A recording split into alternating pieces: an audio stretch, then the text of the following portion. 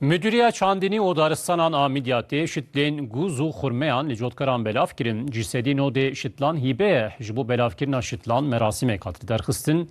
Qeymeqamê Midyatê Mehmet Kaya jî beşdarî merasimê bû. Cotkaran şitlên xwe li wesaytan bar kirin û birin ser zeviyên xwe.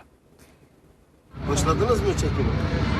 Müdüriya Çandiniye ya Midyadê ve pişkiriya Valitiya Mêrdînê o Müdüriya Çandinê o Daristanan Abajêr ji bo cotkaran projeyek da dest pê kirin. Di çarçoveya projeya pişkiriya ji bo baxçeyên fêkiyan de li ser zêviyê müdüriyê şitlên guz û xurmeyan hatin mezin kirin.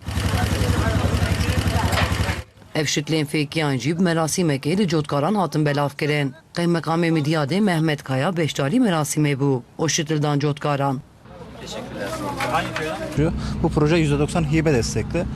Divê projeyê de piştgiriya dewletê ji sedîn nodê em niha li cotkaran şitlan belav dikin. Em dixwazin li navçeya mehelberîna fêkiyan dewam bike, li ser xêrê be û Xwedê bereketê bide.